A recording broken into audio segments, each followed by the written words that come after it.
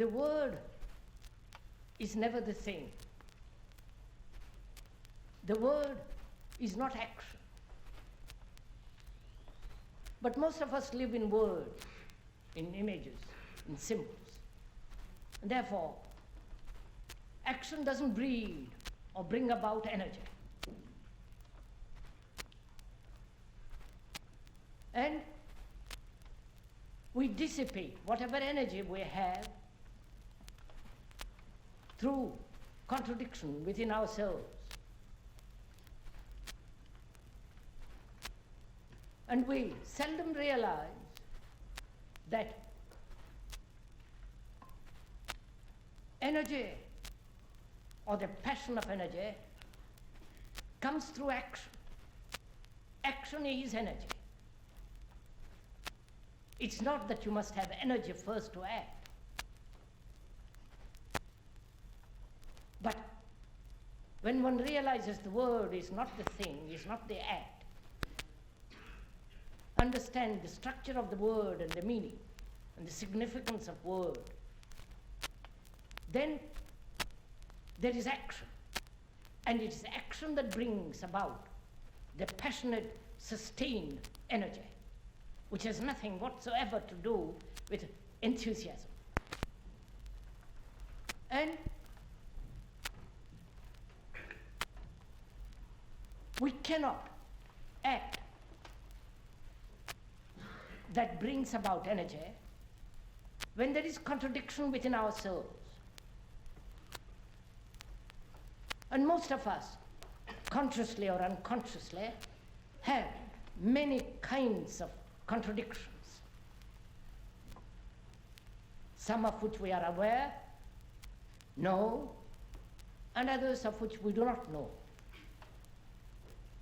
And so all our life is caught up in this contradiction. And therefore, there is no clear, direct action which alone can bring about energy. And energy is necessary.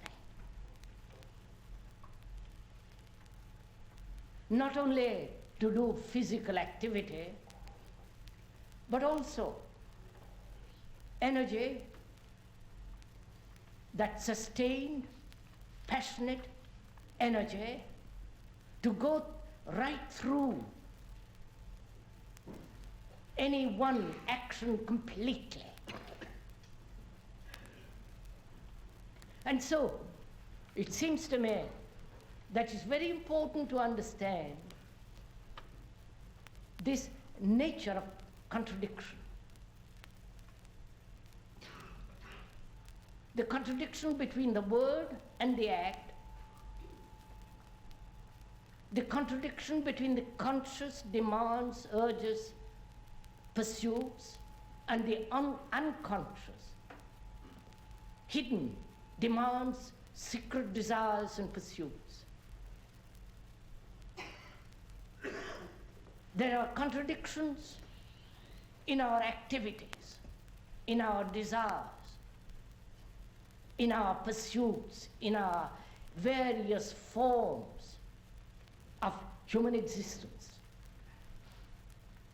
I think one is aware of this, if one is at all conscious of one's own activities and being and thoughts. And so one being aware of these contradictions, one tries to integrate, try to bring about an integration within oneself. And I think such an act of integration is sheer folly. We cannot integrate the opposites. You cannot possibly integrate love and hate. Either you hate or you love. There is no combination of both, no integration. So I think we should be very clear, at least for this morning, if you will, that the attempt to bring about integration within oneself has no meaning at all. What has meaning and what has significance is the understanding and therefore being free of contradiction. And to be free is to be aware of the contradiction. Perhaps most of us are not aware of it either. We just carry on. And when we do become aware of this extraordinary contradiction, not only outwardly but very deeply, and we find no solution for it, no answer, no freedom from it, we either turn to so-called God, that is the whole structure of belief, dogma, ritual, authority, which is generally called religion, or take life and give it no significance at all, which is what most modern writers are trying to do. They have denied the whole structure of the church, which an intelligent man must deny,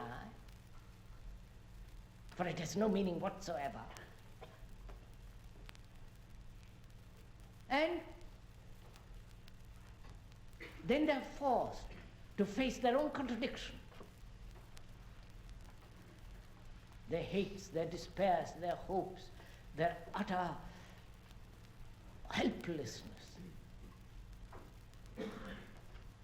And so they say, there's only this life, there's no meaning, let's make the best of it. And the philosophy of despair. So these two extremes, which are both in contradiction with each other. And I feel that it is possible to totally eradicate, not by an act of will, because will again breeds contradiction in itself. Will is, in essence, contradiction.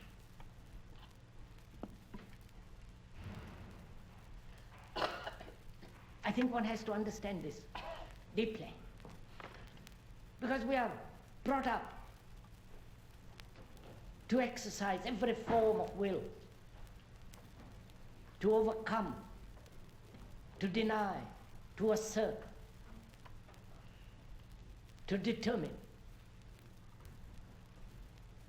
And if one observes the nature of will, will itself is a form of resistance. And therefore, will in itself inherently is contradiction.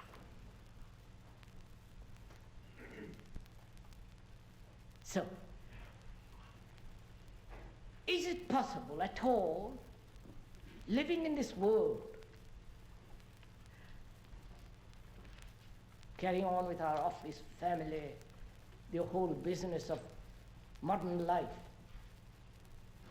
is it at all possible to live without any contradiction whatsoever? And therefore, in the very outcome of that state of non-contradiction, in which there is no contradiction whatsoever at any level of one's being, outwardly or within the skin, is it possible to have no contradiction and therefore act, which is the outcome of energy? The acting itself is energy. If one has observed oneself, one sees the more active physically one is, there's more energy. It is not the other way around, that you must have energy to act. On the contrary, the more you act, the more energy there is. biologically as well as psychologically. So, to come upon this action which breeds energy, which is the very action is energy. It's not action and then energy, or energy and then action. It's not the idea and action. The idea does never give energy. It gives a stimulation, a momentary enthusiasm. But it is the action which brings about energy, or the energy from which the action derives. So, to understand this contradiction, one has to go much deeper. And that's our difficulty.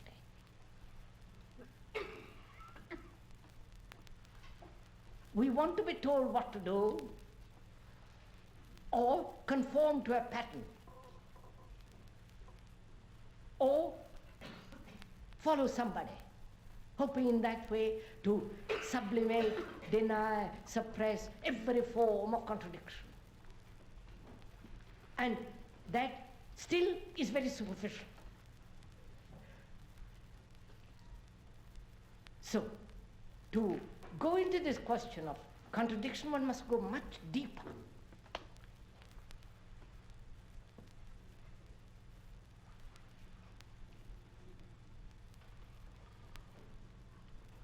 You know, the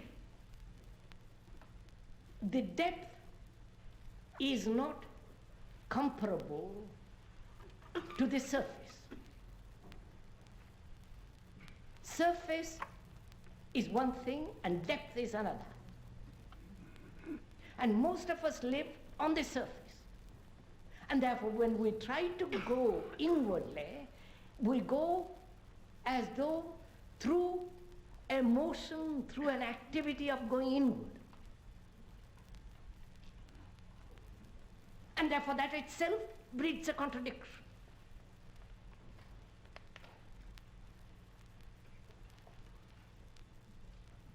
I hope I'm making myself clear.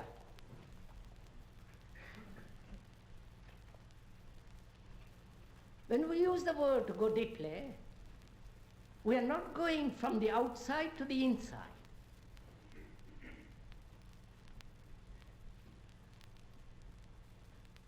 If you do, then there is a contradiction immediately, as the outer and the inner.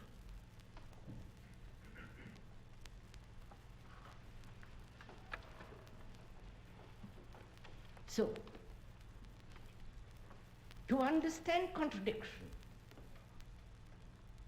and it is necessary to understand it, to bring about not only within ourselves, but in the society of which we are, we must have peace, not war and peace. Peace now is only an interval between two wars.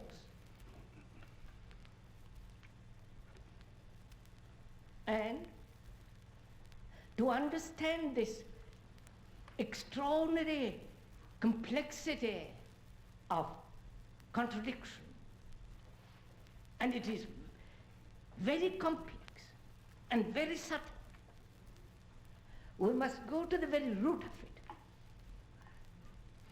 it. Not deal outwardly. Not merely look at the symptoms and try to patch up the wound. But one has to go to the very root of it. The root of contradiction is the division between the thinker and the thought.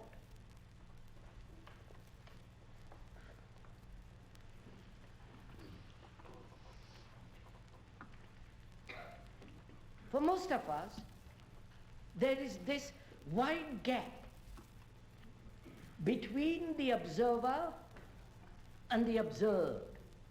the thinker and the thought, or the center which experiences and the thing which is experienced. There is an interval, a gap, a time lag. There is a contradiction. That is the real source of contradiction.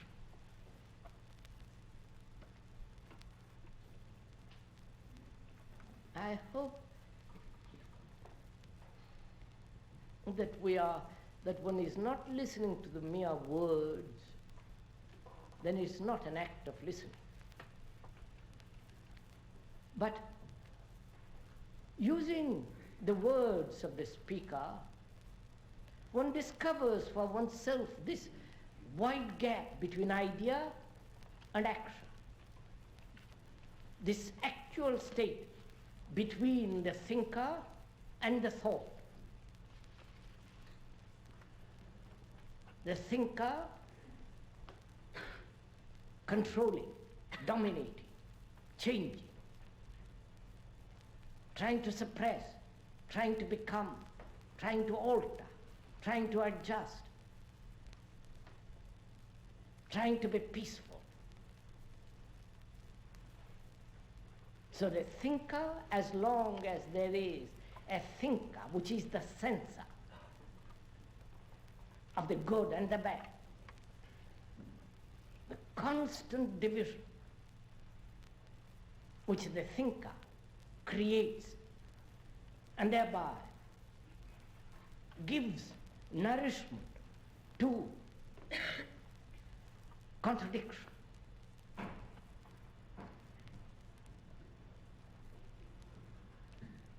Must not only be discovered, not because someone else tells you that it is so. The very act of discovery is the beginning of that energy with which you approach the problem, the root problem of contradiction. It is not that the speaker is telling, describing, and therefore you accept it. It is for you an actual fact, it must be, because you have discovered it or you have seen it immediately.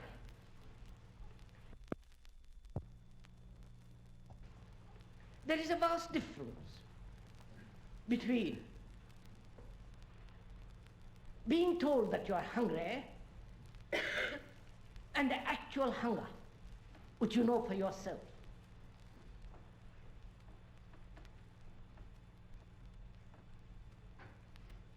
You know for yourself what hunger is. But if you are told what hunger is, it has not the same meaning. It's not the same significance. Similarly, if you merely accept this division because you are told, then it has no revealing vitality. But if one discovers the thing, if one sees it as an actual fact, that very observation of that fact brings energy. And that energy is necessary to deal with this contradiction.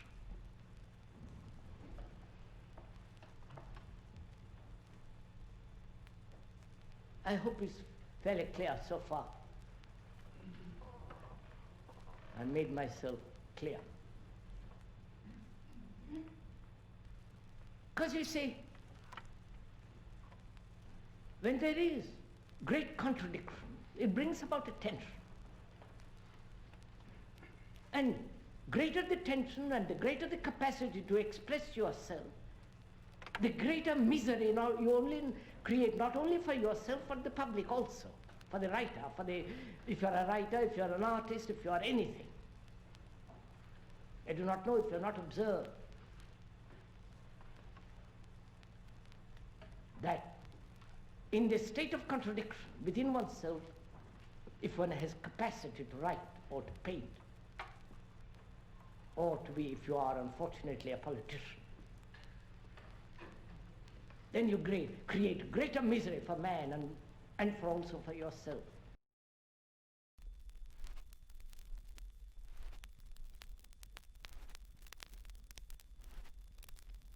So one has to understand this enormous depth and the significance of contradiction, and to be completely be free of it.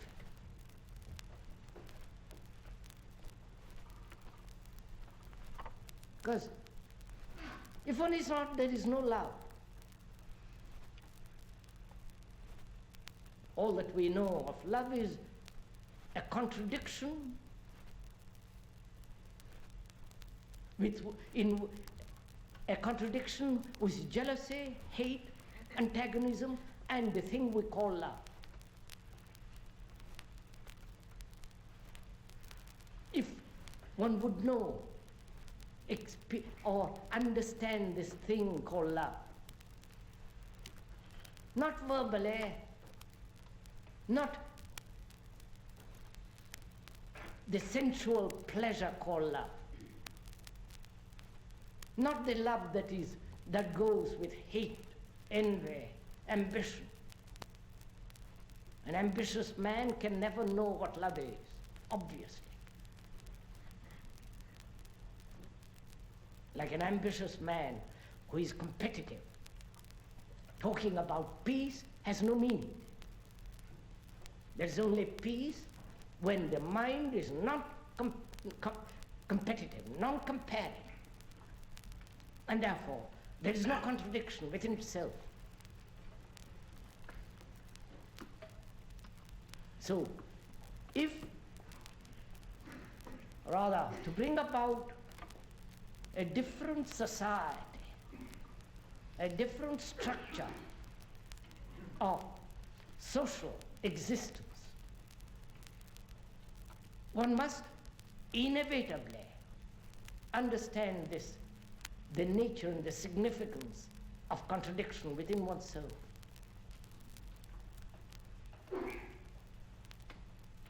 Because most of us are trying to fulfill in painting and writing and doing this or that in the family. That again is an indication of contradiction. Then you would say, must man express himself? Isn't his nature to express?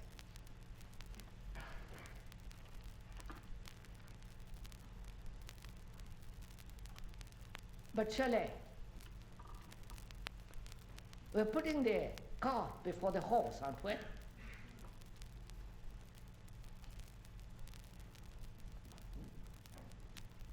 Why this extraordinary insistence on expression?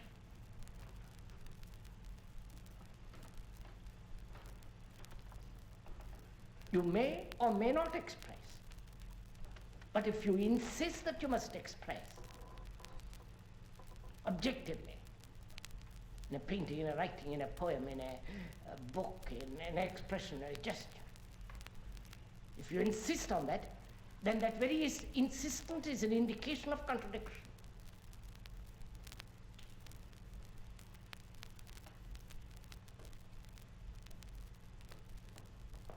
So, the root of contradiction, as we're pointing out, is this division between the thinker and the thought.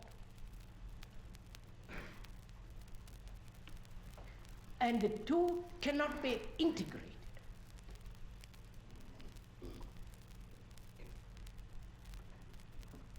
But if one observes what the structure of the thinker, you will see the thinker is not when thought is not. It is the thought that breeds the thinker, the experiencer, the entity that creates time,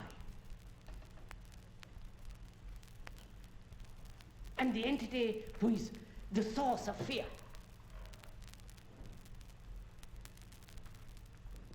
Because most of us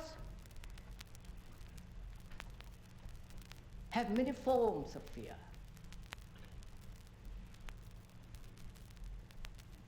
Please watch your own fear as we are talking about it. Deeply inside your own secret fears. But obviously, there is the ultimate fear of death. And being afraid, we try to escape from death through belief, through the ideas of resurrection and reincarnation and so on and on and on. Either you rationalize death or you have a belief. Both rationalization of death and a belief are both an avoidance of death, an escape, and therefore that creates contradiction.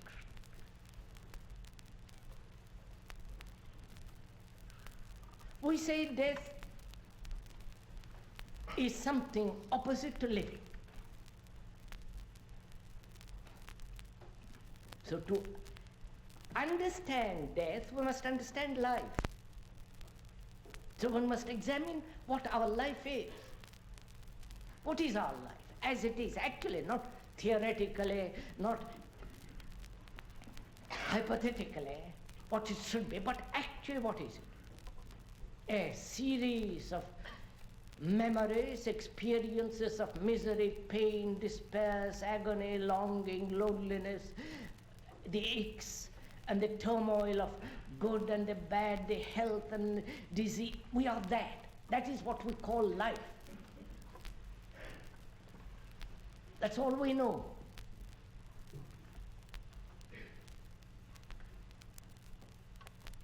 And the battle in that field, what we call life, endless conflict, endless misery and confusion. And I'm not exaggerating, this is actual fact. And we don't know how to solve it, how to understand it, how to go beyond this misery, how to end sorrow. So not knowing, we either escape through religion or through the assertion that life has no meaning at all whatsoever, no significance. And just let's live for the day. So one has to understand life totally, that is to free oneself from all this misery. And it is possible. Then living is not different from dying. Then there is not this gap, the wide interval of time created by the thinker. And therefore, the thinker breeding fear. And so, when we understand what living is, which is to live,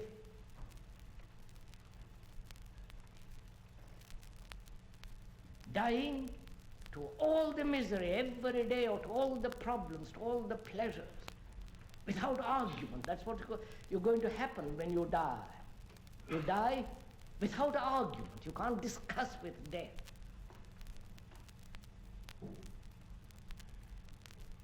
So to die to sorrow.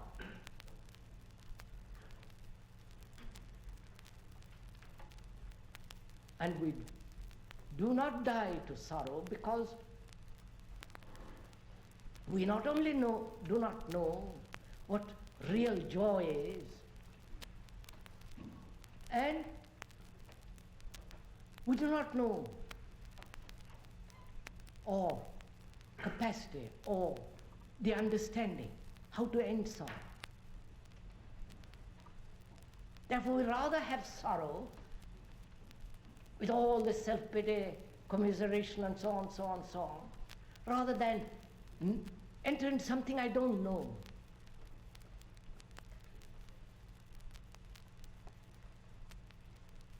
please observe for yourself these facts. I am not trying to impose anything on you, called the listener. We are neither agreeing or disagreeing. We are just observing the facts, the actual what is.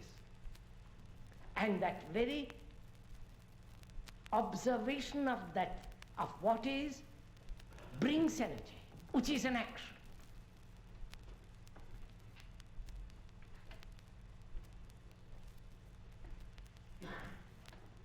So, one has to understand this nature of contradiction. And you can understand it only when you observe this whole structure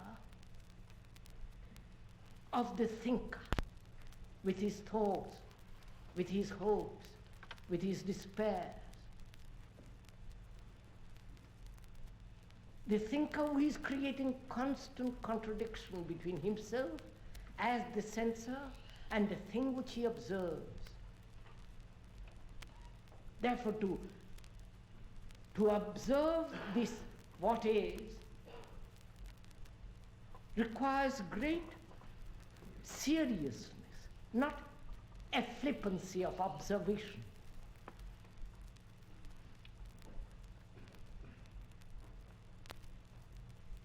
And it's only the serious person that is living, not the superficial person at all.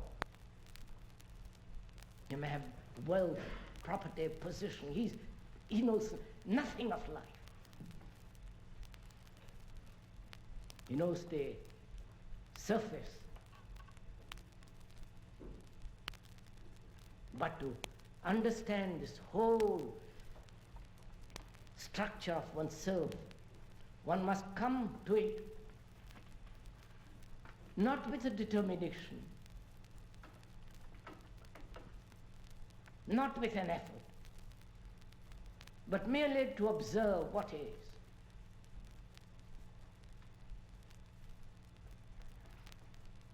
And when there is no contradiction, that is, when the observer is no longer acting as a censor.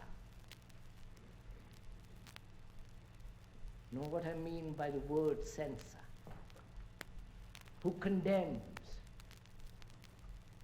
who denies, who says this is right and wrong, this is good and bad, which doesn't mean that you live a most superficial life. On the contrary,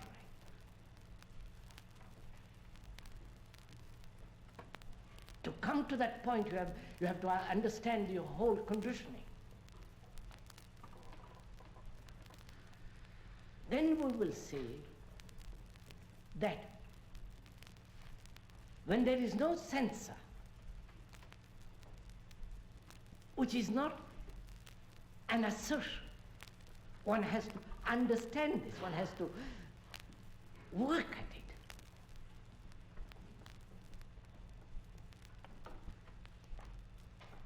Then you will see that the mind becomes merely an observer.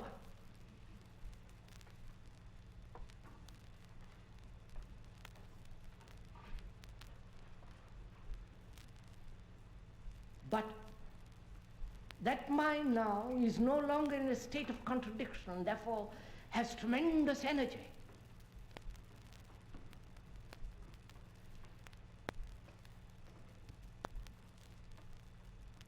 So, that energy is what we call love, which is passionate, not merely physical passion. That's fairly easy, that's very common, that everybody knows, lust. But what we're talking about is the passion which has no cause and therefore no contradiction, no motive and therefore no end. And where there is love, there is also death. The two cannot be separate. Because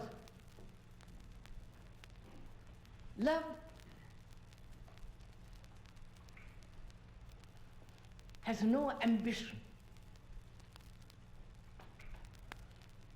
Please,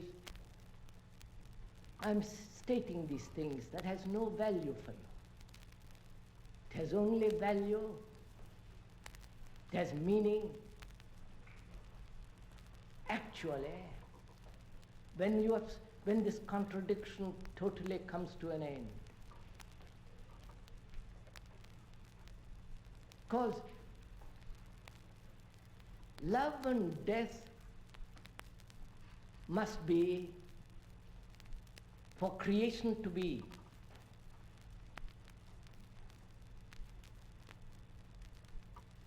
You know what creation is?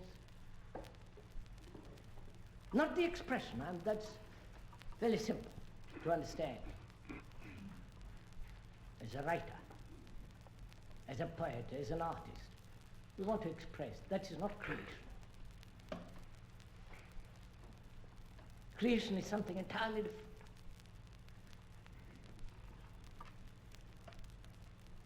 You know, creation can only come about when there is energy.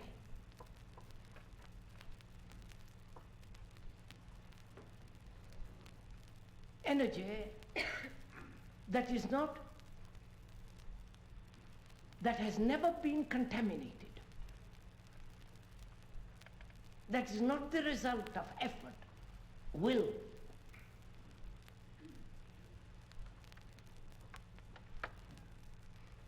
But that energy which action itself brings. Now all our activities, more or less, is self-centered.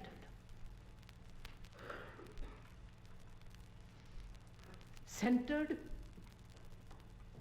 upon ourselves in relation to various things. And that self-centered activity, which is of the thinker, invariably breeds contradictions. And being in a state of contradiction demands expression. I must escape, I must write, I must do. The man who is in a state of self-contradiction and in a state of self-centered activity, what he does as a painter, as an artist, as a musician, he may call that creation, but it's not. Creation must be something extraordinarily different, and it is.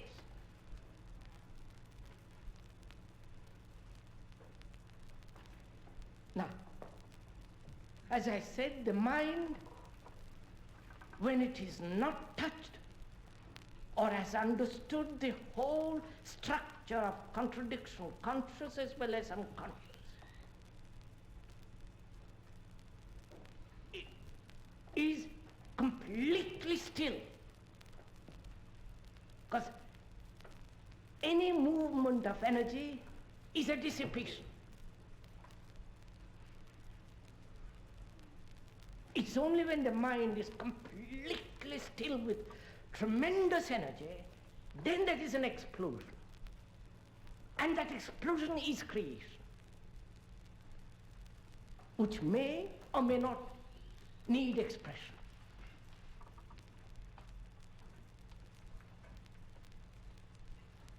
So, a mind that is afraid, that's ambitious, that's greedy, envious, jealous, competitive. Such a mind can never have this energy of act.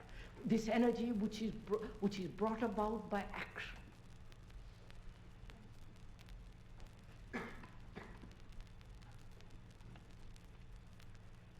And such a mind can never know what love is, obviously.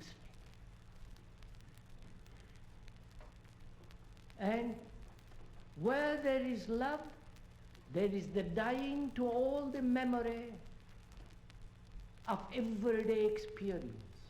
And therefore, love and death must always go together, because love is always fresh, new, young, innocent, not contaminated by the past.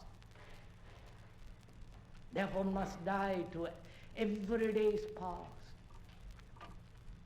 So love, death must exist in that tremendous energy.